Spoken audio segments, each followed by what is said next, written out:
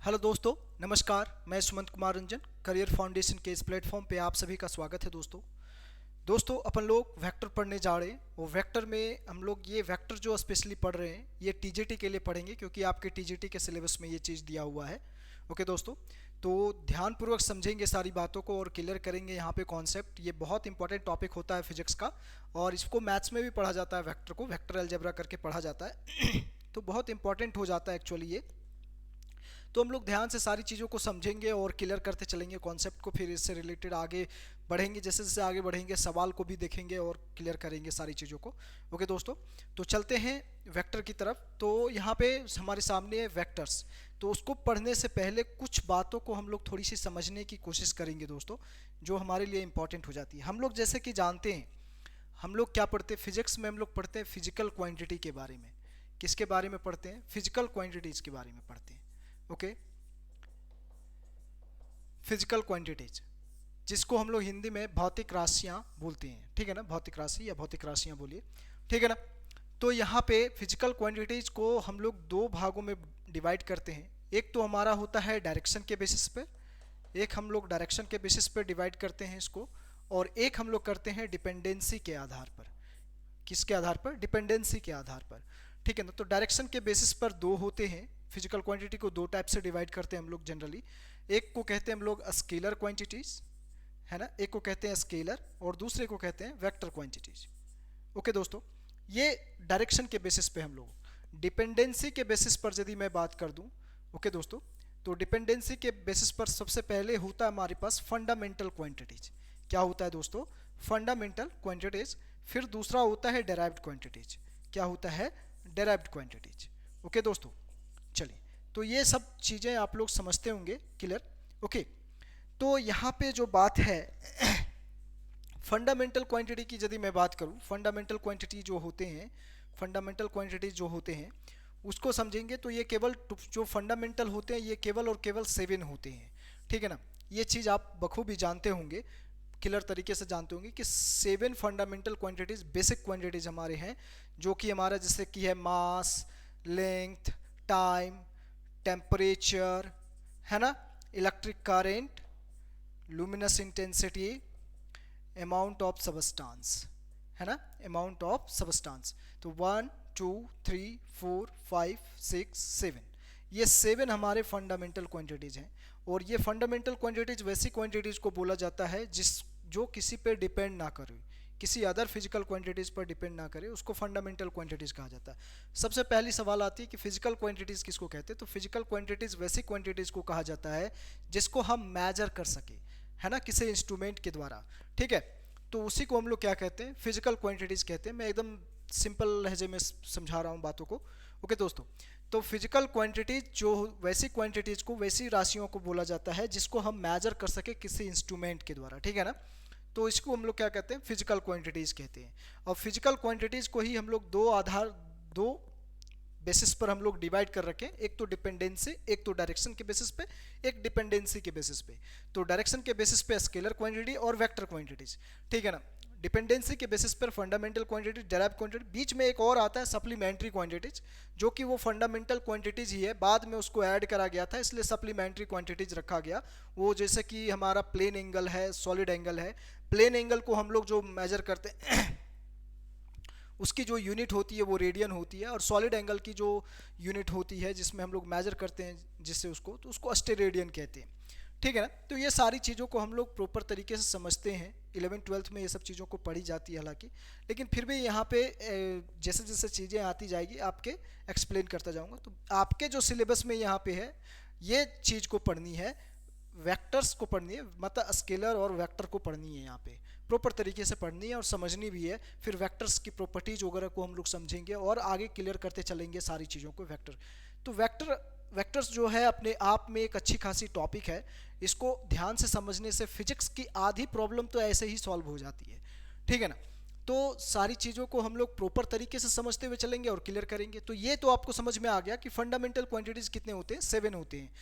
कौन कौन होते हैं? Mass, length, time, temperature, electric current, luminous intensity, amount of substance, ये मैंने बता दिया। डेराइव्ड क्वांटिटीज बहुत सारे होते हैं, जो कि डेराइव्ड क्वांटिटीज वैसी क्वांटिटीज को बोला जाता है जो कि डिपेंड किस पे करते हैं, फंडामेंटल क्वांटिटीज पे। जैसे कि डेराइव्ड क्वांटिटीज की यदि मैं बात करूं तो यहाँ पे ले लीजिए स्पीड, है ना। तो स्पीड होता है डिस्टेंस अपॉन टाइम। क्या होता है? डिस्टेंस अपॉन टाइम होता है स्पीड। तो डिस्टेंस बेसिकली क्या होता है? लेंथ होता है। डिस्टेंस क्या होता है दोस्तों? लेंथ होता है। टाइम तो ऑलरेडी फंडामेंटल क्वांटिटीज है। तो ये देखिए स्पीड, तो स्पीड क्या हो गया? डेराइव्ड क्वांटिटीज होगी। इसी तरह से वेलोसिटी ले लीजिए, फोर्स ले लीजिए, ये सब डेराइव्ड क्वांटिटीज हैं। ओके दोस्तों, लेकिन अब फंडामेंटल क्वांटिटीज की यदि मैं बात करूं तो ये केवल 7 है। मैंने एक चीज और बोला सप्लीमेंट्री क्वांटिटीज के बारे में। तो सप्लीमेंट्री क्वांटिटीज की यदि मैं बात कर दूं तो ये कितने होते हैं? ये 2 होते हैं। एक तो होता है ये प्लेन एंगल, एक क्या होता है? ये प्लेन एंगल होता है, और दूसरा होता है सॉलिड एंगल, ठीक है ना। तो ये इसको रेडियन में मेजर करते हैं और इसको स्टेरेडियन में मेजर करते हैं। ये सारी चीजें है यहाँ पे, ठीक है ना। ओके क्लियर दोस्तों, इतनी बात यहाँ तक समझ में आई होगी। तो ये डिपेंडेंसी के बेसिस पर जो फिजिकल क्वांटिटीज को हम लोग बांटा है वो चीज को मैंने समझाया यहाँ पर ऊपर तरीके से। ओके दोस्तों, चलिए तो इतनी यहाँ पे आपको मैंने इसके बारे में थोड़ी यहाँ पे ब्रीफ नॉलेज दे दिया, जो कि आपको समझ में आनी चाहिए। बातें, बेसिक बातें समझ में आनी चाहिए, तो फिर बड़ी बड़ी बातें आगे समझ में आसानी से आती हैं। ओके दोस्तों, चलिए तो ये बात आपको समझ में आ गई। हम लोगों को जो पढ़नी है यहाँ पे, जो आपके सिलेबस में है, वो पढ़नी है स्केलर क्वांटिटीज और वेक्टर क्वांटिटीज को, ठीक है ना। तो यहाँ पे प्रॉपर तरीके से सारी चीज़ों को हम लोग समझते हुए चलेंगे और क्लियर करेंगे दोस्तों। ओके, तो यहाँ तक कोई बात, यहाँ तक उम्मीद करता हूँ कि आप लोगों को कोई तरह की दिक्कत नहीं हुई होगी दोस्तों।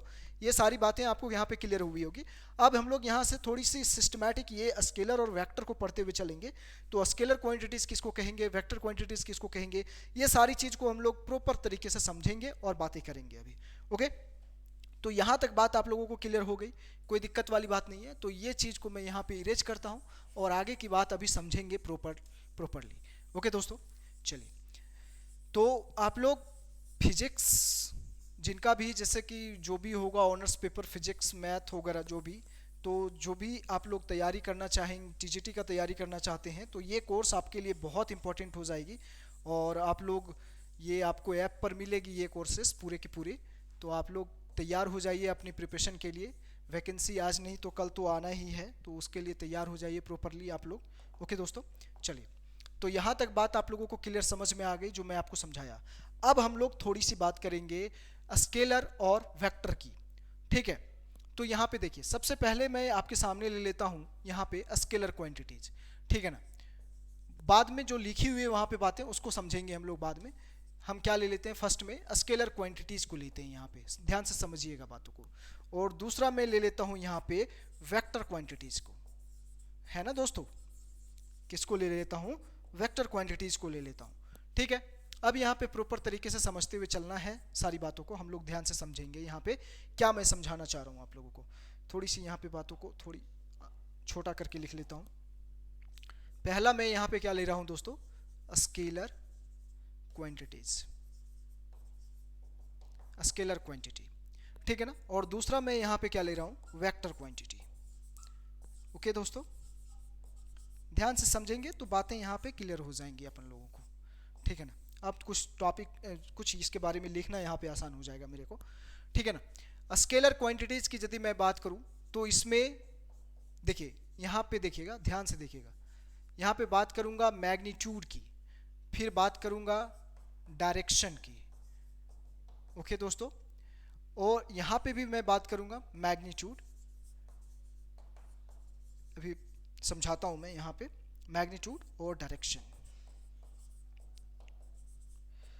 ओके, तो यदि मैं बात करूँ स्केलर क्वांटिटीज, वैसे क्वांटिटीज को बोला जाता है जो केवल और केवल मैग्नीट्यूड हो, डायरेक्शन मायने वहाँ पे नहीं रखता, डायरेक्शन की जरूरत नहीं पड़ती है। तो उसे, वैसे क्वांटिटीज को हम लोग क्या कहते हैं, वैसे क्वांटिटीज को हम लोग क्या कहते हैं दोस्तों, स्केलर क्वांटिटीज कहते हैं। और ये एक बात और ध्यान रखिएगा कि एडिशन में ये स्केलर एडिशन होता है। यहाँ पे क्या होता है, यहाँ पे ध्यान रखिएगा, स्केलर एडिशन यहाँ पे करी जाती है। सिंपल स्केलर एल्जेब्रिक एडिशन, मतलब समझ लीजिए सिंपल एल्जेब्रिक एडिशन करी जाती है, ठीक है ना। तो इसको हम लोग कहते हैं स्केलर क्वांटिटीज। जैसे कि एग्जांपल के तौर पर मैं आपके सामने ले लूँ, तो मैं यहाँ पे बोल दूँ मास को, है ना, जिसको हिंदी में क्या कहते हैं, द्रव्यमान। तो जैसे कि अब देखिएगा मैग्नीट्यूड क्या होता है। मैग्नीट्यूड की बात करूं तो यहाँ पे देखिए, मान लीजिए 1 kg लिखा हुआ है, 1 kg लिखा हुआ है, तो ये न्यूमेरिक वैल्यू जो आपको दिख रहा है ये इसकी मैग्नीट्यूड हो गई, और ये kg जो हो गया इसका ये क्या हो गया, यूनिट हो गया। तो ध्यान रखिएगा, यदि आप दुकान में गए और आप बोले वहां पे केवल और केवल बोलेंगे, यदि ऐसे बोलेंगे कि चावल दे दो, तो वो पूछेगा कितना, तो आप जैसे बोल दिए केवल 1, तो वहां पे वो बोलेगा 1 क्या, ग्राम, केजी, या क्या बोलना चाह रहे हो आप। तो वहां पे सीधा आपके सामने एक बात यहाँ पे प्रॉपर क्लियर करनी पड़ेगी आपको, 1 केजी, ठीक है ना। तो यहाँ पे एक चीज को, ये चीज को ध्यान रखना पड़ेगा। लेकिन आप ये नहीं, आप यदि चावल, मान लीजिए चावल खरीदने गए हैं, तो ऐसा नहीं पूछेगा कि आप दुकानदार, आप यदि 1 केजी आपको बोल दिए, तो ऐसा नहीं बोलेगा किस डायरेक्शन में दूं, ऐसा कभी नहीं बोलेगा वो, ठीक है ना, क्योंकि यहाँ पे डायरेक्शन नहीं होता, डायरेक्शन मायने नहीं रखता यहाँ पे, ठीक है ना। तो ये चीज होती है हमारा स्केलर क्वांटिटीज। तो इसमें जैसे मैं स्केलर एडिशन की बात कर रहा हूँ यहाँ पे, तो एक बात ध्यान रखिएगा, 1 केजी चावल, और फिर से मैंने ले लिया कितना, फिर से हमको किसी ने फोन करके बोला कि 2 केजी और लेते आना, तो फिर से आपने लिया 2 केजी, तो ये हो गया 3 केजी चावल। ये सिंपल एडिशन आपने किया है ना।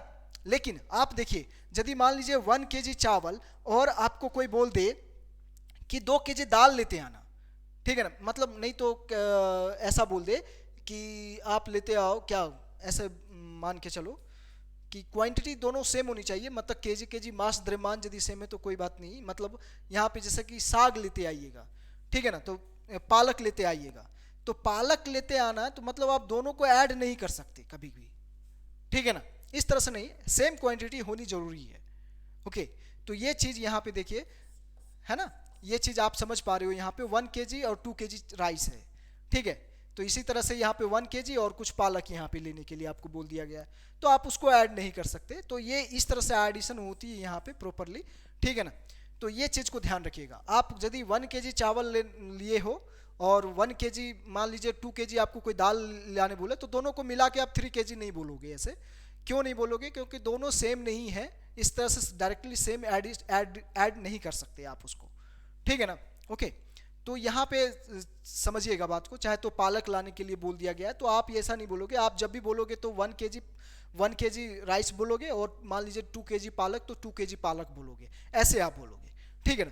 तो ये चीज होती है यहाँ पे प्रॉपर। तो यहाँ पे जो एडिशन होता है एक्चुअली स्केलर एडिशन होता है, सिंपल एल्जेब्रिक एडिशन होता है यहाँ पे, जो क्वांटिटीज को हम लेते हैं, जैसे मास हो गया, है ना, फिर यदि मैं बात करूँ वॉल्यूम हो गई, डेंसिटी हो गया, ये सब जो होते हैं सब स्केलर क्वांटिटीज होते हैं।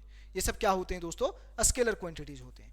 उसी तरह से यदि मैं यहाँ पे बात करूँ वेक्टर की, तो वेक्टर में मैग्नीट्यूड भी होता है और डायरेक्शन भी होता है, और ये एक चीज और होता है कि वेक्टर लॉ ऑफ एडिशन को फॉलो करता है, वेक्टर लॉ ऑफ एडिशन को ये फॉलो करेगा, ठीक है ना। तो वेक्टर लॉ ऑफ एडिशन जो होता है वो अलग तरीके से होता है, जब हम लोग आगे चलेंगे तो वहां पे प्रॉपर समझेंगे, ठीक है ना।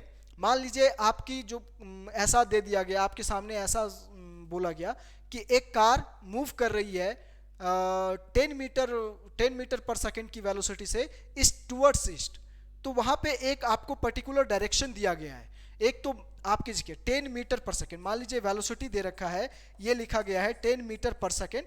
तो जैसे वेक्टर की यदि मैं बात करूं तो वेक्टर को इस तरह से रिप्रेजेंट करते हैं हम लोग। तो 10 हमारा क्या हो गया, न्यूमेरिक वैल्यू जो आपके सामने दिख रहा है वो मैग्नीट्यूड हो गई, मीटर पर सेकेंड हो गया यूनिट, और यहाँ पे टुवर्ड्स ईस्ट, मान लीजिए यहाँ पे लिखा हुआ है कि ईस्ट की तरफ, टुवर्ड्स ईस्ट, मतलब कि यहाँ पे एक पर्टिकुलर आपको डायरेक्शन भी दी गई है। तो मैग्नीट्यूड भी हो गया और डायरेक्शन भी हो गया, तो इसको हम लोग क्या कहेंगे, वेक्टर क्वांटिटीज, ठीक है ना। तो यही चीज को यहाँ पे ध्यान रखिएगा। तो मान लीजिए एक कार जो है ये मूव कर रही है 10 मीटर, मान लीजिए ऐसे 10 मीटर पर सेकेंड की स्पीड से टुवर्ड्स ईस्ट की तरफ, फिर वो थोड़ी देर बाद किधर मुड़ जाती है, नॉर्थ की तरफ, ठीक है ना। और वेलोसिटी मान लीजिए रह जाती है यहाँ पे 10 मीटर पर सेकेंड, यहाँ पे भी वेलोसिटी कितनी रहती है, 10 मीटर पर सेकेंड। तो दोनों को 10 और 10 20 मीटर पर सेकेंड ऐसा नहीं कर सकते, हम ऐसा नहीं कर सकते हैं, ठीक है ना। तो यहाँ पे इसको हम ऐसे लगाएंगे और यहाँ पे पाइथागोरस थ्योरम लगा के हम यूज करेंगे, आगे चल के समझेंगे सारे को। Parallelogram of law of parallelogram को देखेंगे, यहाँ पे वेक्टर एडिशन में है ना, ट्रायंगल लॉ ऑफ एडिशन को देखेंगे, सारी चीज को हम लोग देखेंगे प्रॉपर तरीके से और समझेंगे। तो मेरा कहने का मतलब है एक सिंपल तरीके से मैं आपको यहाँ समझाना चाह रहा हूँ कि दोनों में क्या बेसिक डिफरेंस है, ठीक है ना। तो यहाँ पे ये चीज को ध्यान रखिएगा कि इसमें केवल मैग्नीट्यूड होता है, डायरेक्शन नहीं होता। इसमें magnitude as well as direction and obey the law of vector law of addition, ठीक है ना। तो ये चीजों को ध्यान में रखना है कि यहाँ पे आपके लिए डायरेक्शन भी इंपॉर्टेंट हो जाएंगे, मैग्नीट्यूड भी इंपॉर्टेंट हो जाएगा, और वेक्टर लॉ ऑफ एडिशन को भी ये फॉलो करेगा। कुछ ऐसी क्वांटिटीज होती हैं जिसके पास डायरेक्शन भी होता है, मैग्नीट्यूड भी होता है, लेकिन वो वेक्टर क्वांटिटीज नहीं होता है। जैसे कि इलेक्ट्रिक करंट की बात करूं मैं, तो इलेक्ट्रिक करंट जो होता है तो उसके पास, जैसे मान लीजिए यहाँ पे मैं आपको समझाना चाह रहा हूँ, कुछ ध्यान से समझिएगा, ये बात यहाँ पे क्लियर हो गई होगी आप लोगों को। तो जैसे कि मैं यहाँ पे बात कर रहा हूँ कि मान लीजिए यहाँ से आ रही है 3 एम्पियर करंट, इधर से आ रही है, और मान लेता हूँ कि मैं ये 5 एम्पियर करंट इधर से आ रही है, किधर से 5 एम्पियर करंट इधर से आ रही है। तो मैं यहाँ पे पूछूं कि यहाँ पे कितनी करंट जाएगी, तो यहाँ पे देखिए ये यहाँ पे तो जंक्शन हो गया ये पूरी की पूरी, तो यहाँ पे देखेंगे तो ये 5 एम्पियर और 3 एम्पियर, ये कितना 8 एम्पियर हो जाएगा। तो इसके पास देखिए मैग्नीट्यूड भी है और डायरेक्शन भी है, फिर भी ये वेक्टर क्वांटिटी नहीं होता है। इस ऐसे क्वांटिटीज को हम लोग स्पेशल यहाँ पे नाम दिया जाता है टेंसर क्वांटिटीज। क्या बोला जाता है? Tensor quantities. मतलब कि टेंसर क्वांटिटीज वैसे क्वांटिटीज को बोला जाता है जो जिसमें मैग्नीट्यूड भी हो, डायरेक्शन भी हो, बट वो वेक्टर लॉ ऑफ एडिशन को फॉलो नहीं करता हो, ठीक है ना। तो वैसे क्वांटिटीज को हम लोग क्या कहते हैं? टेंसर क्वांटिटीज कहते हैं, ठीक है ना। उसी तरह से प्रेशर भी होता है, ठीक है, ये सब टेंसर क्वांटिटीज होते हैं। तो ये चीज़ आपको समझ में आ गई। तो छोटी छोटी बातें हैं जो आपके लिए बहुत इंपॉर्टेंट हो जाते हैं, तो ये सब चीज़ों को प्रॉपर तरीके से आपको ध्यान में रखना है। अब चलिए, अब जो लिखा हुआ है उसको प्रॉपर तरीके से समझेंगे और फिर आगे कुछ बातें करेंगे। तो देखिए यहाँ पे मैं बात कर रहा हूँ स्केलर क्वांटिटीज की। सबसे पहले तो स्केलर क्वांटिटीज किसको कहेंगे? A physical quantities which can be described completely by its magnitude only. Completely describe जो हो रही है वो किससे होगी? मैग्नीट्यूड से होगी, ठीक है ना, magnitude only, and does not require a direction is called a scalar quantity. इसमें डायरेक्शन रिक्वायर्ड नहीं होती, डायरेक्शन की जरूरत नहीं होती, तो इसको हम लोग क्या कहते हैं? स्केलर क्वांटिटीज कहते हैं। जैसे कि यहाँ पे इसके हम थोड़े से छोटे छोटे एग्जाम्पल, मतलब छोटे छोटे क्या एग्जाम्पल को देख लेते हैं। इसके एग्जाम्पल को यहाँ पे यदि हम देख लें तो यहाँ पे ये सब चीज़ों को थोड़ा थोड़ा ध्यान रखिएगा। जैसे कि मैं यहाँ पे ले लेता हूँ मास, है ना, जिसको हिंदी में द्रव्यमान कहते हैं, ठीक है ना, वॉल्यूम, है ना, जिसको हिंदी में आयतन कहते हैं, डेंसिटी, इसको रो से डिनोट करते हैं, ध्यान रखिएगा। तो डेंसिटी क्या होता है? घनत्व होता है, मास अपॉन वॉल्यूम, ठीक है ना। चलिए डेंसिटी हो गई, फिर यहाँ पे हो गया टाइम, टाइम समय, ठीक है ना, टाइम हो गया। और क्या ले ले? तो मान लीजिए टेम्परेचर ले लीजिए, है ना, किसको ले ले दोस्तों? टेम्परेचर को ले लेते हैं।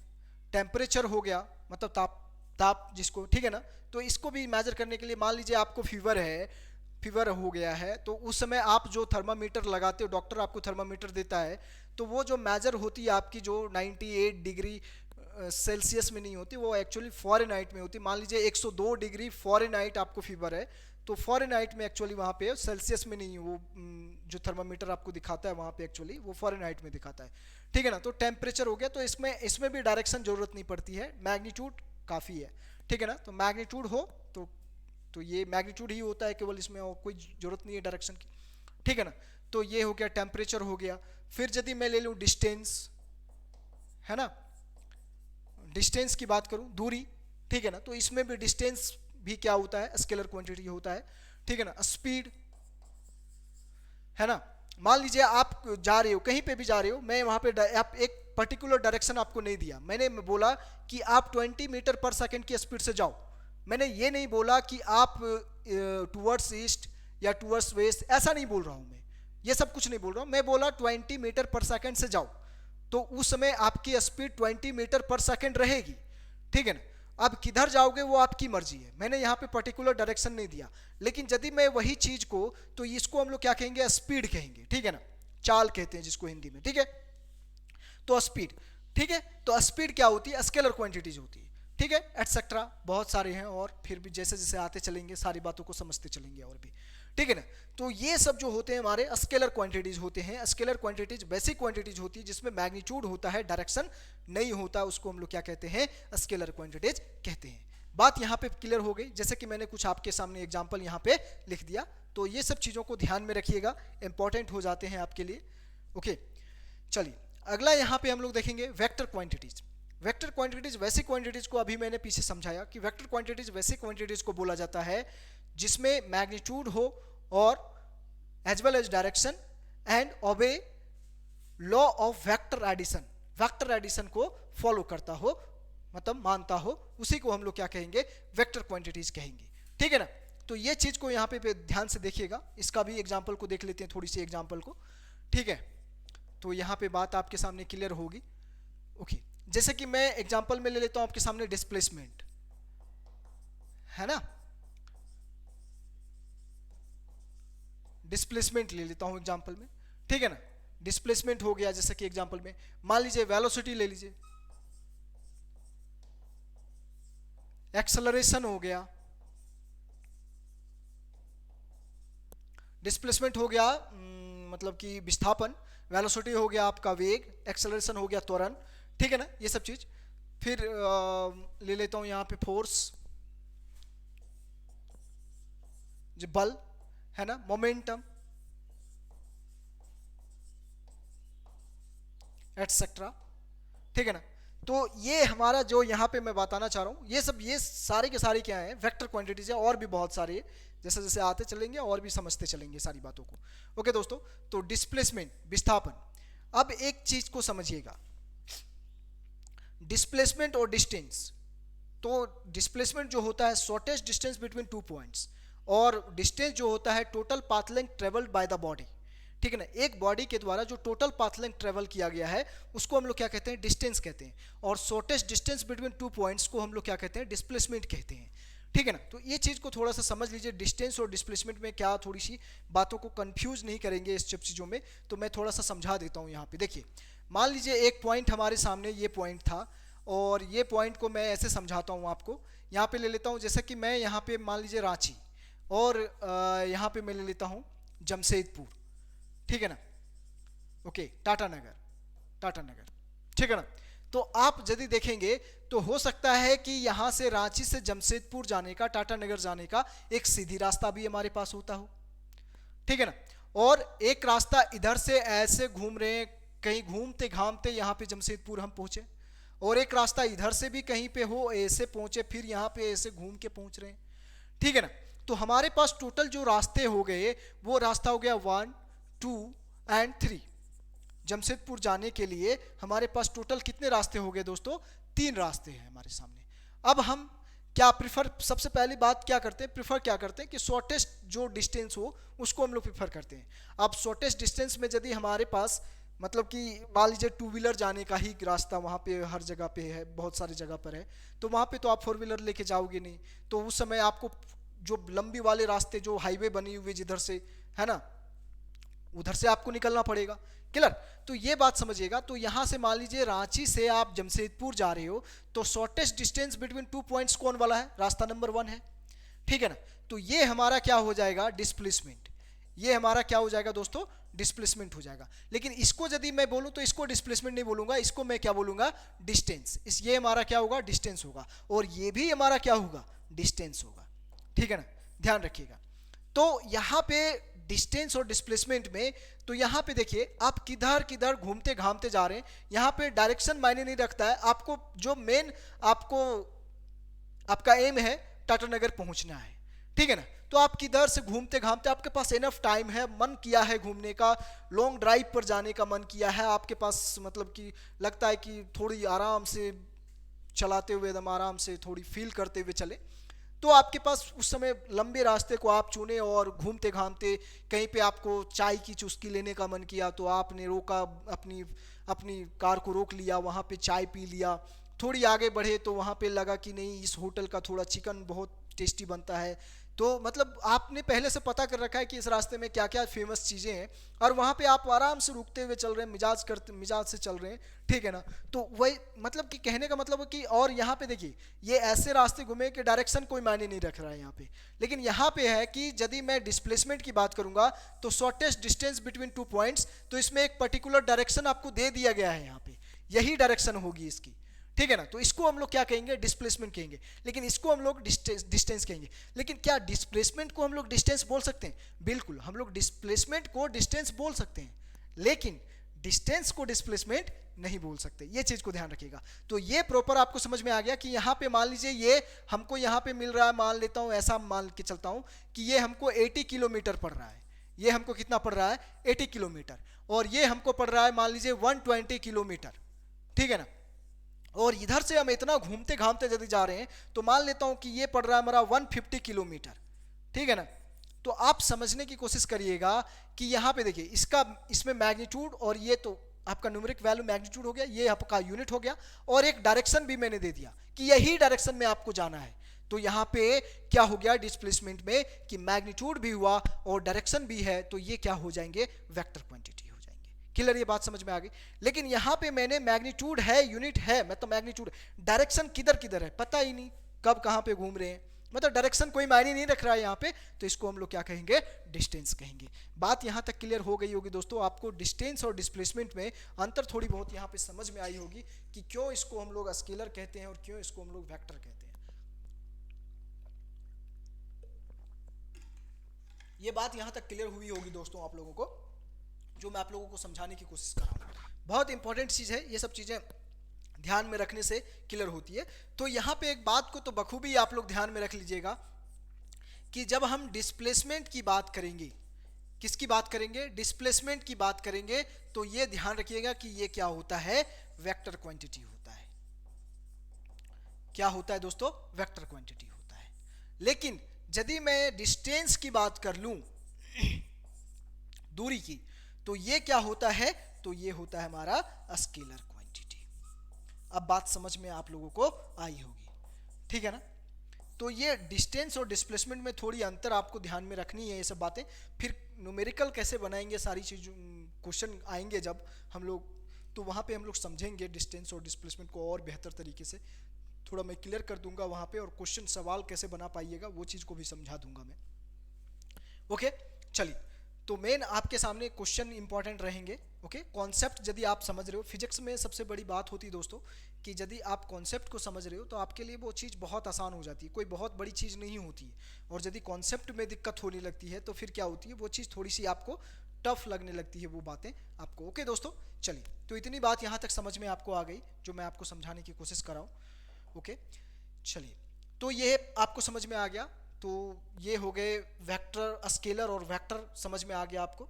ओके, अब हम लोग थोड़ी सी चलेंगे, अब वेक्टर्स पे चलते हैं। तो रिप्रेजेंटेशन ऑफ वेक्टर, वेक्टर को रिप्रेजेंट कैसे करते हैं, तो वो चीज़ को हम लोग समझेंगे। मान लीजिए यहाँ पे मैंने एक ऐसे दिखाया है, तो यहाँ पे देखिए ये जो एरो है, ठीक है ना, तो ये जो इसका होता है इसको बोलते हैं हेड। क्या बोलते हैं, हेड बोलते हैं। और ये जो पॉइंट है ना इसका, इसको बोलते हैं हम लोग टेल। क्या बोलते हैं, टेल, ठीक है ना। वेक्टर का जो होता है ये हेड होता है और टेल होता है, ठीक है। चलिए ये बात को ध्यान रखिएगा थोड़ी सी, ठीक है ना। और ये जो एरो आपको दिखा रहा है ना, ये क्या दिखाता है आपको, डायरेक्शन को। क्या दिखाएगा आपको, डायरेक्शन को दिखाएगा, ये चीज को दिखाएगा, ठीक है ना। और ये जो लेंथ आपको दिखाएगा, लेंथ आपको जो दिख रहा है, ओके, ये लेंथ आपको क्या दिखाएगा, मैग्नीट्यूड को। क्या दिखाएगा दोस्तों, मैग्नीट्यूड को। क्लियर, आपको बात समझ में आई क्या, मेरी बात आप लोगों को क्लियर यहाँ तक समझ में आई होगी।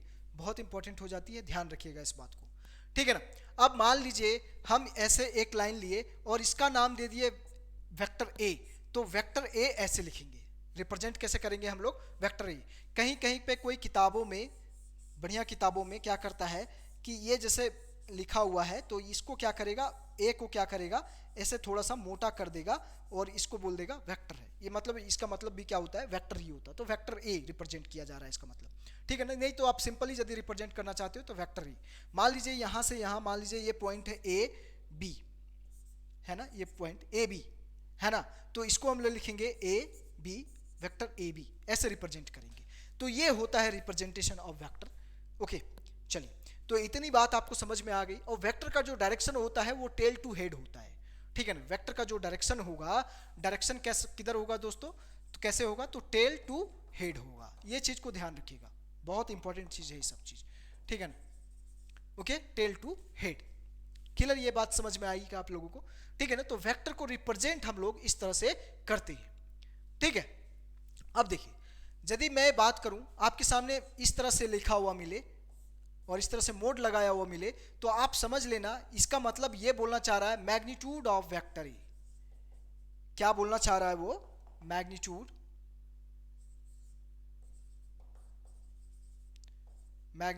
ऑफ वेक्टर ए, या तो फिर इसको आप बोल सकते हैं modulus of vector A, modulus of vector, ठीक है ना, ऐसे भी बोल सकते हो वेक्टर ए, ठीक है ना, या तो फिर आपको इसको बोल सकते हो मोड ऑफ वेक्टर। क्या बोल सकते हो? Mode of vector A. Clear? तो ये इस तरह से यदि आपके सामने लिखा हुआ मिल जाए तो ये हमको क्या बताता है? मैग्नीट्यूड ऑफ वेक्टर, उस वेक्टर का मैग्नीट्यूड बताता है। जैसे कि वेक्टर ए लिखा हुआ है तो इस मैग्नीट्यूड ऑफ वेक्टर ए, ठीक है ना, मतलब ये क्या बता रहा है आपको? Magnitude of vector A. Clear है? बात आपको समझ में आ गई क्या? ये बात क्लियर हो गई? यहां तक बात हो गई। तो रिप्रेजेंट कैसे करते हैं वेक्टर को? तो इस तरह से रिप्रेजेंट करते हैं, टेल इसका जो होता है पीछे वाला टेल, और ये एरो हेड होता है यहाँ पे फाइनल, और ये हमारा जो होता है डायरेक्शन को दिखाता है, और लेंथ जो हमको दिखाएगा वो क्या दिखाएगा? मैग्नीट्यूड को दिखाएगा। लेंथ हमको क्या दिखाएगा दोस्तों? मैग्नीट्यूड को दिखाएगा। कैसे? समझिएगा यहाँ पे कुछ बातों को। जैसे कि मैं आपके सामने बोल दूं कि a car is moving with, मैं ऐसा आपके सामने बोल रहा हूं, a car is moving with 10 metre per second towards east. तो मतलब इसका मतलब क्या समझेंगे? तो देखिए यहाँ पे एक चीज को आप ध्यान से समझ लीजिए। ये हमारा क्या होता है? ईस्ट, ये हमारा होता है वेस्ट, ये हमारा होता है नॉर्थ, और ये हमारा होता है साउथ। समझिएगा ध्यान से, बहुत मजेदार चीज है ये, ठीक है ना। तो यहाँ पे हमने बोला a car is moving with 10 metre per second, एक कार है जो मूव कर रही है 10 metre per second towards east की तरफ, मतलब पूरब की तरफ, ठीक है ना। तो मतलब कि आप यदि उसकी वेलोसिटी को बोलना चाहोगे, वेलोसिटी को दिखाना चाहोगे, तो आप लिखोगे 10 मीटर पर सेकेंड। वेलोसिटी है ना, वेलोसिटी ऑफ वेक्टर है ना, मतलब velocity is equal to 10 metre per second. या तो फिर आप इसको ऐसे भी लिख सकते हो 10 मीटर पर सेकेंड ईस्ट, है ना। तो मतलब ये क्या दिखाना चाह रहा है? दोनों बात सेम है। आप इस तरह से सिंपल लिख दो या तो इस तरह से, मतलब आप यहाँ पे ये जो इस तरह से मैंने दिखा दिया ना, तो इसका मतलब ये हो गया ना किसी तरफ इसका मतलब डायरेक्शन होगा, ठीक है ना। चाहे तो ऐसा आपके सामने बोल दिया जाए कि a car is moving with, है ना, अ कार इज मूविंग विथ, ऐसा मान लीजिए velocity 15 metre per second towards north east. आपके सामने ये सवाल आ गया। क्या सवाल आ गया? टूवर्ड्स नॉर्थ ईस्ट, ठीक है ना। तो नॉर्थ ईस्ट कैसे दिखाएंगे आप? तो ये ध्यान दीजिए, यहाँ पे ध्यान दीजिएगा, सारी बातों को थोड़ी सी इंपॉर्टेंट हो जाएगी आपके लिए, ठीक है ना। अभी ये डायरेक्शन को समझना इंपॉर्टेंट है यहाँ पे, ठीक है ना। तो ये हमारे सामने था टूवर्ड्स ईस्ट की तरफ, ठीक है ना। तो 10 मीटर पर सेकेंड था। क्या था दोस्तों? 10 मीटर पर सेकेंड था, ये हमारे पास था, ठीक है ना। Clear? Okay, 10 metre per second था। लेकिन अब बोला जा रहा है हमसे, तो ये टूवर्ड्स ईस्ट मतलब इस डायरेक्शन में है, ठीक है ना। अब बोला है नॉर्थ ईस्ट, तो नॉर्थ ईस्ट आपको देखिए इस डायरेक्शन में आपको दिखेगा नॉर्थ ईस्ट, ठीक है ना। तो ये नॉर्थ ईस्ट हो जाएगा, और यहाँ पे जो वेलोसिटी आपको दे रखा है ये 15 मीटर पर सेकेंड है, दे रखा है मान लीजिए, ठीक है ना। तो यदि आपको बोला जा गया है टूवर्ड्स नॉर्थ ईस्ट मतलब नॉर्थ ईस्ट, नॉर्थ वेस्ट, ऐसे आपको बोल दिया गया है, तो आपको उस तरह से दिखाना है डायरेक्शन को, ठीक है ना। क्लियर? ये बात समझ में आपको आ रही होगी जो मैं आपको समझाना चाह रहा हूँ। तो इस तरह से चीज़ों को हम लोग समझते हैं और क्लियर करते हैं, ठीक है ना। तो ये आपको समझ में आया कि रिप्रेजेंटेशन ऑफ वेक्टर कैसे होता है। ओके दोस्तों, चलिए इतनी बात यहाँ तक क्लियर हो गई। अब ध्यान से समझेंगे कुछ बातों को हम लोग, ठीक है ना। अब डायरेक्शन को देखने के लिए थोड़ी सी बातों को और समझेंगे इन लोग। यहाँ पे ध्यान से समझिएगा बातों को। ये हमारा ईस्ट हो गया, ये हमारा वेस्ट हो गया, ये हमारा नॉर्थ हो गया, और ये हमारा साउथ हो गया। अब यहाँ पे मैं कलर चेंज करता हूँ और आपके सामने कुछ बातों को लेता हूँ, ध्यान से देखिए। मान लीजिए आपके सामने ऐसे बोला, ऐसा है, ये मैंने लिया, ठीक है ना। और यहाँ पे एंगल 45 डिग्री, एंगल कितना है? 45 डिग्री, ठीक है ना। मान लीजिए आप इधर से इधर जा रहे हो, ठीक है ना। एंगल कितना है? 45 डिग्री। तो इसको हम लोग कैसे दिखाएंगे, है ना। तो हम लोग जा किधर रहे हैं? ईस्ट से नॉर्थ की तरफ जा रहे हैं, ऐसे जा रहे हैं, ठीक है। एंगल कितना बना है? 45 डिग्री। तो इसको लिखेंगे कैसे हम लोग? ये सवाल हमारे सामने आता है। तो किधर जा रहे हैं? नॉर्थ। तो लिखेंगे 45 डिग्री नॉर्थ ऑफ ईस्ट, ठीक है ना, क्लियर? आपको बात समझ में आ रही है? कैसे लिखेंगे? 45 डिग्री नॉर्थ ऑफ ईस्ट, ठीक है ना। मान लीजिए यहां से मैंने ऐसे इसको दिखाया और ये ऐसे, ये भी क्या है 45 डिग्री।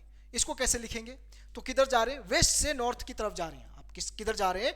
वेस्ट से नॉर्थ की तरफ जा रहे हैं। किधर जा रहे हैं? वेस्ट से नॉर्थ की तरफ। तो क्या लिखेंगे आप यहां पे देखिए 45 डिग्री नॉर्थ ऑफ वेस्ट, ठीक है ना, क्लियर? समझिएगा बातों को, बहुत इंपॉर्टेंट हो जाती है। यही आप इधर से यदि इधर आ रहे होते तब क्या लिखते? यदि इधर नॉर्थ से वेस्ट की तरफ आ रहे थे तो लिखते 45 डिग्री। 45 डिग्री मान लीजिए यहाँ पे भी 45 डिग्री बन रहा है, तो आप लिखते 45 degree west of north. Clear? बात मेरी समझ में आ रही है? अब देखिए मैं आपके सामने लेता हूँ और देखिए इसी में मैं यहाँ पे थोड़ी सी चेंज कर देता हूँ चीज़ों को।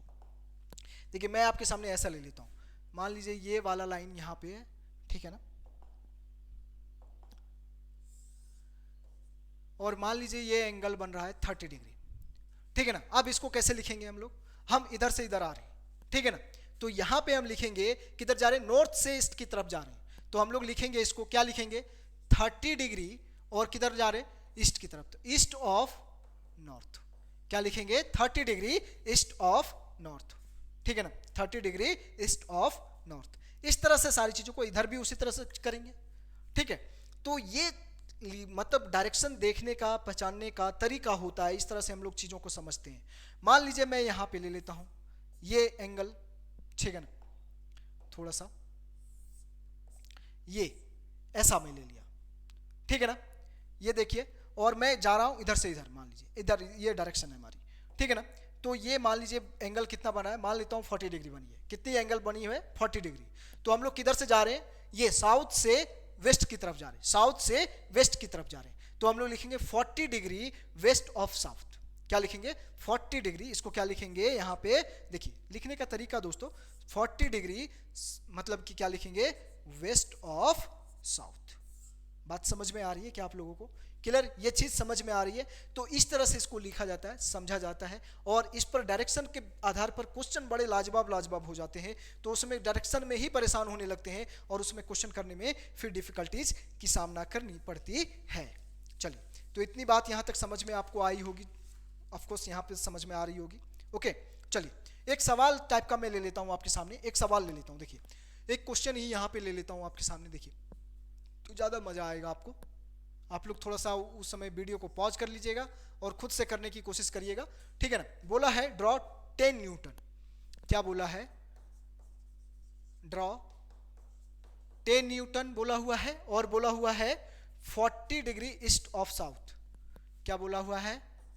40 डिग्री ईस्ट ऑफ साउथ, ठीक है ना।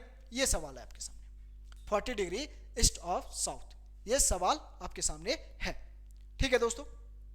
चलिए कैसे करेंगे इसको, ध्यान से समझिए। Draw 10 Newton 40 degree east of south, ये आपके सामने है। सबसे पहला काम आप क्या करेंगे? सबसे पहला काम आपके सामने क्या आता है? सबसे पहला काम आप सबसे पहले इसको ड्रॉ कर लो। ये हो गया ईस्ट, ये हो गया वेस्ट, ये हो गया नॉर्थ, ये हो गया हमारा साउथ, ठीक है।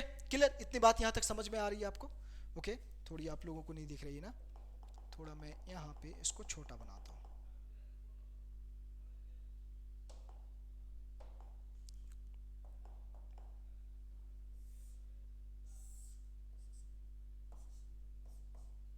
ध्यान दीजिएगा, ये हो गया हमारा ईस्ट, ये वेस्ट, ये नॉर्थ, ये साउथ। ये सब चीजें मतलब दिमाग में बैठ जानी चाहिए, ये सब चीजें कोई दिक्कत वाली बात नहीं। क्वेश्चन में क्या बोला? Draw 10 Newton. तो आप यदि तो इसको स्केलिंग कर लीजिए थोड़ी सी। यदि आप ऐसा बोलोगे तो मैग्नीट्यूड आपको कितना दे रखा है यहाँ पे ध्यान दीजिएगा, इसको भी थोड़ा सा ध्यान से सीख लीजिए। मैग्नीट्यूड आपको दे रखा है 10 न्यूटन। तो मान लीजिए मैं ऐसा मान के चलता हूँ यहाँ पे कि 2 सेंटीमीटर को मैं स्केलिंग करूंगा, स्केल कर लूंगा इसको, तो 2 सेंटीमीटर को मैं बोलूंगा कि 1 न्यूटन है। 2 सेंटीमीटर जो हमारे पास है वो कितना के बराबर है? 1 न्यूटन के बराबर है। मैं ऐसा कर लेता हूं, 1 न्यूटन, ठीक है ना दोस्तों। 2 सेंटीमीटर हमारा कितना है? 1 न्यूटन। तो 10 न्यूटन के लिए कितना सेंटीमीटर हो जाएगा? तो 5 सेंटीमीटर होगा। तो जो हमारा लेंथ होगा, मैग्नीट्यूड होगा, वो यहाँ पे 5 सेंटीमीटर इस तरह से हम दिखा देंगे। ठीक है ना, क्लियर? ओके, चलिए, तो कोई बात नहीं, इस तरह से हम लोग स्केल कर लेते हैं थोड़ी सी और चीज़ों को समझते हैं। मतलब 10 न्यूटन के लिए 5 सेंटीमीटर का हम लाइन खींचना पड़ेगा हमको, ऐसा समझ लीजिए।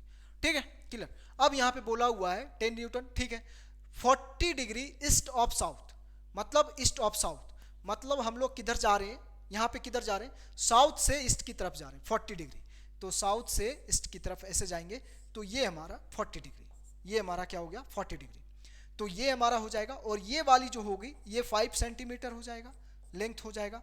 मतलब एफ जो वेक्टर हो जाएगा ये कितना हमको 10 न्यूटन दिखा रहा है। मैग्नीट्यूड कितना दे रखा है, 10 न्यूटन दे रखा है। क्लियर? इतनी बात समझ में आ गई क्या? बात समझ में आ गई। तो ये हमको देखिए, हम किधर जाएंगे, कैसे जाएंगे, साउथ से ईस्ट ऑफ साउथ बोला है ना, तो साउथ से ईस्ट की तरफ जा रहे हैं 40 डिग्री।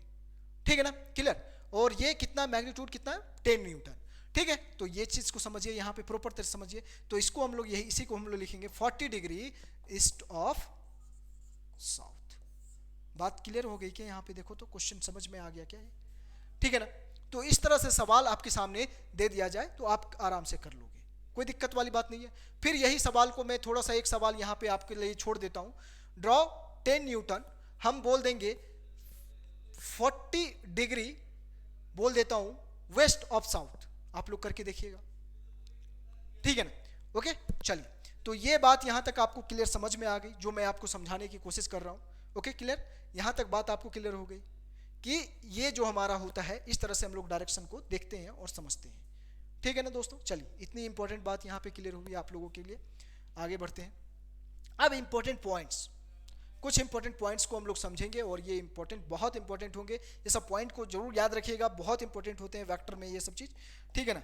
यहाँ पे बोला गया on rotating 2 pi vector does not change, vector does not change, मतलब यदि एक वेक्टर रोटेट कर रहा है 2 पाई तो वो वेक्टर में कोई चेंजेस नहीं होता। मतलब समझिएगा, यहाँ पे देखिए, यहाँ पे ये हमारा हो गया ईस्ट, ये हो गया वेस्ट, ये हो गया अपन का नॉर्थ, ये अपन का हो गया साउथ। क्लियर दोस्तों? इतनी बात यहाँ तक समझ में आ गई क्या आप लोगों को? क्लियर? यहाँ तक समझ में आ रही है आप लोगों को? कोई दिक्कत वाली बात नहीं है? ओके, तो यहाँ पे ध्यान से समझिएगा, कुछ बातों को ध्यान से समझते चलिएगा। यहाँ पे बोला है, मान लीजिए मैं यहाँ पे ले लिया, ये हमारा वेक्टर ए है, ये अपन का क्या है, वेक्टर ए है। तो पाई यदि आप चलोगे तो कितना 180 डिग्री, और 2 पाई मतलब आप कितना चल रहे हो 360 डिग्री। आप समझ पा रहे हो? तो यहाँ से आप यहाँ पे ऐसे चले और यहीं पे पहुंच गए, तो देखिए वेक्टर में कोई चेंजेज हुए, वेक्टर में कोई प्रकार का चेंजेज हुआ क्या? यहाँ पे नहीं हुआ दोस्तों। इसलिए यदि आप, वही चीज को मैंने लिखा है कि on rotating 2 pi vector does not change, vector में कोई प्रकार का चेंज नहीं होता, वेक्टर चेंज नहीं होता है। ठीक है ना, क्लियर? ये बात आपको समझ में आ गई यहाँ तक बात आपको? Okay, clear? दूसरी पॉइंट को यहाँ पे देखिएगा, a vector can shift parallel to itself, मतलब वेक्टर को हम लोग क्या शिफ्ट कैसे करते हैं, पैरेलली शिफ्ट कर सकते हैं। मान लीजिए ये वेक्टर ए है, तो इस वेक्टर को हमको उठा के मान लीजिए यहाँ से यहाँ पहुँचाना है, या तो हमको इस वेक्टर को यहाँ से फिर यहाँ पहुँचाना है, तो हम लोग क्या करेंगे, इस वेक्टर को पैरेलली शिफ्ट करेंगे, है ना? मान लीजिए इस वेक्टर को यहाँ से यहाँ लाना है, तो बिना मैग्नीट्यूड वगैरह चेंज किए हुए इस वेक्टर को पैरेलली शिफ्ट किया जाता है। ये देखिए, ये वेक्टर यहाँ से यहाँ आ गया। तो जब भी वेक्टर जो शिफ्ट होते, शिफ्टिंग होती है, वेक्टर की शिफ्टिंग होती है, वो पैरेलल शिफ्टिंग होती है। वेक्टर की क्या होती है दोस्तों, पैरेलल शिफ्टिंग होती है। ये क्लियर ध्यान रखिएगा। Okay, clear? ये चीज को ध्यान रखिएगा आप लोग। ओके, तो मान लीजिए ये वेक्टर ए था, तो इसको यदि हम लोग यहाँ पे शिफ्ट करना चाहते हैं तो ये वेक्टर ए यहाँ पे हो जाएगा। इस तरह से पैरेलली शिफ्ट कर सकते हैं हम लोग। ठीक है ना? ऐसा नहीं उठा पटक किधर भी कर दें और कर दें उसको, तो ऐसा नहीं कर सकते आप। जब भी आप वेक्टर को शिफ्ट करेंगे तो पैरेलली शिफ्ट करेंगे। क्लियर? एक बात यहाँ तक आपको क्लियर हो गई? तो ये हम लोग जो वेक्टर को शिफ्ट करते हैं, ये पैरेलल शिफ्ट करते हैं वेक्टर को। ठीक है ना? चलिए, अब दूसरी बात को यहाँ पे ध्यान रखिएगा, बहुत इंपॉर्टेंट पॉइंट बताने जा रहा हूँ, जो कि ये बहुत इंपॉर्टेंट होता है आपके लिए। ठीक है ना? सबके लिए जब आप वेक्टर पढ़ रहे हो तो ये पॉइंट्स जो मैंने बताया, ये सब पॉइंट्स बहुत इंपॉर्टेंट हैं दोस्तों। ठीक है ना? एंगल बिटवीन 2 वेक्टर्स, ठीक है ना? जब 2 वेक्टर्स के बीच की एंगल हमको देखनी हो तो कैसे हम लोग देखेंगे, कैसे जानेंगे, कैसे करेंगे? ठीक है ना? तो यहाँ पे देखिए, angle between 2 vectors is the smaller of 2 angles between the vectors when they are placed tail to tail. जब भी हम लोग देखेंगे वेक्टर के एंगल्स को तो टेल टू टेल मैच करवाएंगे उसका, क्या करवाएंगे, टेल टू टेल मैच करवाएंगे। जैसे मान लीजिए ये वेक्टर हमारा, ये इसका टेल ये है और इस वेक्टर का टेल ये है, तो ऐसा नहीं टेल टू हेड मैच करवा देंगे, ऐसा नहीं, टेल टू टेल। आप देखिए इसके बीच में जो एंगल यहाँ पे बन रहा है उसी को हम लोग कहेंगे angle between two vectors. Clear? चलिए कैसे होता है समझिए, यहाँ पे ध्यान से समझिए बातों को। मान लीजिए मैं आपके सामने ऐसा दिखा रहा हूँ, मान लीजिए एक वेक्टर, मैं वेक्टर ए ऐसे दिया, ये हमारा वेक्टर ए है और ये हमने वेक्टर बी, ठीक है ना, ये हमारा वेक्टर बी है, ठीक है, क्लियर? यहां तक समझ में आ रही है? और मान लीजिए यहाँ पे जो एंगल बन रहा है ये 120 डिग्री की एंगल बन रहा है। कितना एंगल बना रहा है यहाँ पे? 120 डिग्री का एंगल बना रहा है। तो क्या ये जो एंगल है, क्या इसको एंगल बिटवीन टू वेक्टर्स बोलेंगे? नहीं, इसको नहीं बोल सकते दोस्तों। कैसे नहीं बोल सकते? देखिए अब क्या करेंगे, इस वेक्टर को हम लोग पैरेलली शिफ्ट करवाएंगे। तो मान लीजिए यहाँ पे हम क्या किए, वेक्टर ए को मैं ऐसे यहाँ पे पैरेलली शिफ्ट करा के यहाँ पे कर दिया और वेक्टर बी को पैरेलली शिफ्ट कराया, तो ये वेक्टर बी यहाँ पे हो गया, ठीक है ना। अब इसके बीच में जो यहाँ पे एंगल बनेगा, मान लीजिए थीटा एंगल बन रहा है, चाहे तो जो भी एंगल, मान लीजिए यहाँ पे थीटा 60 डिग्री बन जा रहा है, तो ये जो होगा यही होगा हमारा एंगल बिटवीन टू वेक्टर्स। तो angle between vector A and vector B is 60 degree, not 120 degree. Clear? Not 120 degree. ये एंगल बिटवीन टू वेक्टर्स नहीं होंगे, वेक्टर ए और वेक्टर बी के बीच का एंगल 120 डिग्री नहीं होगा, कितना होगा? 60 डिग्री होगा। अब यहाँ पे देखिए इसका, ये देखिए ये इसका हेड हो गया और ये इसका हेड हो गया और ये यहाँ पे क्या हो गया? टेल। तो जब भी आपको एंगल बिटवीन टू वेक्टर्स की बात करी जाएगी तो वहां पे प्रॉपर तरीके से ये चीज को ध्यान रखिएगा। क्या ध्यान रखना है कि टेल टू टेल उसके मैच करवाओ। जैसे कि आप लोग गाने सुने होंगे एक मूवी की, ताल से ताल मिलाओ, ठीक है ना, तो उसी तरह से ताल से ताल इसकी मिलाना, मतलब टेल टू टेल मिलाना पड़ेगा, तभी आप उसके बीच के एंगल को देख सकते हैं। तो ये एंगल जो होगा, दो वेक्टर्स के बीच में जो एंगल सदैव रहेंगे, जो ज्यादातर जो एंगल बनेंगे, वो जो एंगल होंगे 0 डिग्री से लेके कितने 180 डिग्री तक, या तो 180 डिग्री से कम तक, कम। क्लियर? ये समझ में आई क्या बात? आपको क्लियर समझ में आ रही है? तो ये सब पॉइंट्स जो आपके सामने है ना, ये पॉइंट बहुत इंपॉर्टेंट हो जाते हैं, ठीक है ना। तो एंगल बिटवीन टू वेक्टर्स की यदि मैं बात कर दूं तो इस तरह से आपको ध्यान में रखना है। ओके, चलिए थोड़ी और प्रैक्टिस कर लेते हैं तो आपको क्लियर हो जाएगी बातें। मान लीजिए यहाँ पे, मान लीजिए ऐसा दिया हुआ एक वेक्टर ए यहाँ पे ऐसे दे रखा है और ये आपके सामने यहाँ पे दे रखा है मान लीजिए वेक्टर बी, और दोनों के बीच में एंगल कितना है? 130 डिग्री। अब आपको पूछा है कि find the angle between two vectors, vector A and vector B. ठीक है, कैसे फाइंड करेंगे आप, कैसे निकालेंगे? तो सबसे पहली बात कि उसके टेल टू टेल को मैच करवाओ, टेल टू टेल को ले आओ सामने पास में, है ना, ये टेल टू टेल को ले आओ। तो यहाँ पे देखिए, इसी चीज को यहाँ पे देखिए, तो ये मैंने लिया वेक्टर ए, पैरेलल शिफ्टिंग करा के लाया वेक्टर ए, और ये हमारा हो गया वेक्टर बी, ठीक है ना। अब देखिए यहाँ पे देखिएगा तो आपको यहाँ पे दिखेगा ये जो एंगल है ये कितना है? 130 डिग्री, ठीक है ना। तो ये टोटल बनेगा 180 डिग्री। तो 180 डिग्री, तो यहाँ पे बचा कितना? 50। तो यहाँ पे भी एंगल कितना बचेगा? 50 डिग्री। Okay, clear? तो ये जो एंगल होगा, angle between A and B, तो एंगल बिटवीन, है ना, यहां पे ध्यान दीजिए, angle between vector A and vector B क्या होगा? इस 50 डिग्री। क्लियर? बात क्लियर हो गई दोस्तों? यहां तक समझ में आई क्या आप लोगों को? तो इस तरह से जब भी, तो यहां पे देखिए इसका ये हेड था और इसका यहां पे टेल था, इसका हेड यहां पे है, तो उस तरह से एंगल को आप यदि देखेंगे तो नहीं होगा, है ना। तो angle between vector A and vector B is 50 degree, not 130 degree. बात यहां तक क्लियर हो गई दोस्तों? इंपॉर्टेंट है, यह सब सारे पॉइंट्स बहुत इंपॉर्टेंट हो जाते हैं। ये सब चीज़ों को समझना आपके लिए बहुत इंपॉर्टेंट है दोस्तों। यदि आप ये सब चीज़ों को समझ रहे हैं प्रॉपर तरीके से तो क्लियर हो जाएंगी सारी बातें। ओके दोस्तों, इतनी बात यहाँ तक समझ में आ गई आप लोगों को? तो ये इस तरह से चीज़ों को समझना है और इस तरह से क्लियर रखना है। ओके, चलिए, तो यहाँ पे ये था हमारा जो कि इंपॉर्टेंट पॉइंट्स थे वेक्टर के, जो कि मैंने आपको प्रॉपर तरीके से समझाया और क्लियर किया। चलिए थोड़ी सी यहाँ पे कुछ प्रैक्टिस वगैरह भी कर ले, थोड़ा एक और देखिए यहाँ पे, थोड़ा मैं दिखा देता हूँ आप लोगों को, जो कि ये सब चीज़ों में दिक्कत ना हो आप लोगों को। आगे चल के अभी और बातें इस पे करने वाले, बहुत सारी बातें होंगी। मान लीजिए यहाँ पे ये हमारा वेक्टर ए दे रखा है और ये एंगल दे रखा है 30 डिग्री। ये एंगल कितना दे रखा है? 30 डिग्री नहीं, मान लेता हूँ यहाँ इसको 20 डिग्री आप मान लो, 20 डिग्री दे रखा है। और ये एंगल आपको जो दे रखा है, ये एंगल दे रखा है मान लीजिए 45 डिग्री। कितना दे रखा है? 45 डिग्री। ओके, तो आपके और मान ऐसा मान के चलूँ तो ये वेक्टर सी इसको मान लेता हूँ, और मैं एक एग्जांपल ले लेता हूँ ये वाली। ये एक वेक्टर बी आपको दे रखा है, जो ये वाली एंगल दे रखा है 60 डिग्री, ठीक है ना।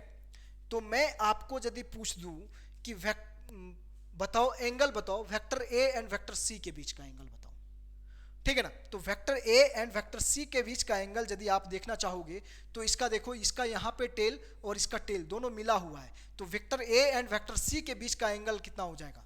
Vector A and vector C के बीच का एंगल कितना हो जाएगा दोस्तों? तो हो जाएगा 40 20 65 डिग्री। ये तो सिंपल आपको यहाँ पे दिख गया, ये तो बहुत सिंपल था, ठीक है ना। लेकिन मैं आपको यदि पूछ दूं कि वेक्टर ए बी, और यदि ऐसा पूछ दूं, सवाल आपके सामने ऐसा ले आता हूं कि वेक्टर ए एंड सी के तो अभी मैंने दिखा दिया, वेक्टर ए एंड बी के बीच का एंगल बताओ, vector A and vector B के बीच का एंगल बताओ, ठीक है ना। तो इस वेक्टर को आप वेक्टर बी को क्या करोगे? पैरेलली शिफ्ट करवाओगे, ठीक है ना। और वेक्टर बी को आप यदि पैरेलली शिफ्ट करवाओगे तो ये वेक्टर बी आपका कहां पे जाने वाला है? देखो तो यहां पे कुछ जाएगा वेक्टर बी, आप समझ पा रहे हो? पैरेलली शिफ्ट करवाओ और यहां पे टेल से टेल आपको मिलाना है इसका, ठीक है ना। और इधर ये वाला एंगल कितना हो जाएगा? 60 डिग्री, क्यों ये एंगल 60, तो ये भी एंगल क्या होगा? 60 डिग्री यहाँ पे हो जाएगा, ठीक है ना। ये एंगल 60 डिग्री है।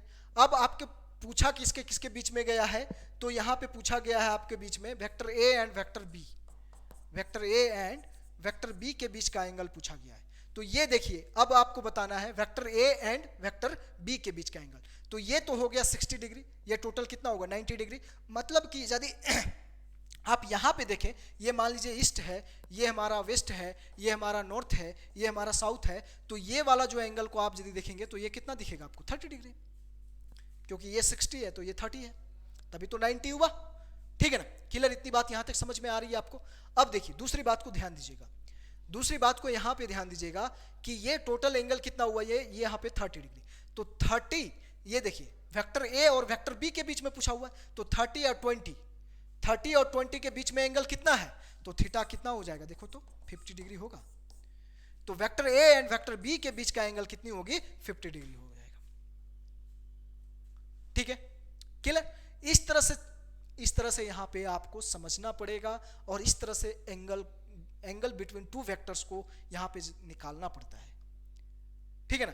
जब भी आप एंगल बिटवीन टू वेक्टर्स की बात करोगे तो उसके टेल से टेल को जरूर मिलाओ, टेल से टेल को मिलाओगे तभी आप उसके बीच के एंगल को निकाल सकते हो।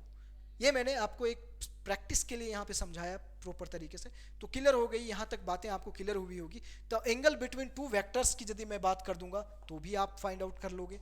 ओके, तो ये बात समझ में आ गई, ये पॉइंट इंपॉर्टेंट है, ध्यान रखिएगा, ठीक है ना। ये सब पॉइंट्स को मैंने प्रॉपर तरीके से आपको लिख दिया है एज फॉर नोट्स, मतलब आप नोट्स बना सकते हो प्रॉपर। आप लोग अपना एक प्रॉपर नोट्स जरूर बनाइएगा और अपने तरीके से नोट्स बनाइएगा, जो कि आप लोगों को प्रॉपर बाद में समझ में आए सारी बातें और क्लियर रहे सारी बातें। ओके दोस्तों, तो ये तो एक प्रकार से समझिए वेक्टर का इंट्रोडक्शन का क्लास था, और इसमें मैंने बहुत सारी बातें आपको समझाया है, जो कि ये सब चीज़ यदि आप नहीं समझेंगे तो वेक्टर की आगे की चीज़ों को समझना थोड़ी डिफिकल्ट हो जाएंगे। ओके दोस्तों, तो ये सब बातें आपको क्लियर हुई होगी दोस्तों, जो कि मैं समझाने की कोशिश कर रहा हूँ। उम्मीद करता हूँ आप लोगों को सारी बातें प्रॉपर तरीके से समझ में आई होगी, एकदम सिंपल लहजे में समझाने की कोशिश करा मैंने। ओके दोस्तों, तो आज के लिए इतना ही, फिर मिलेंगे एक बेहतर सेशन के साथ में। Thank you and bye.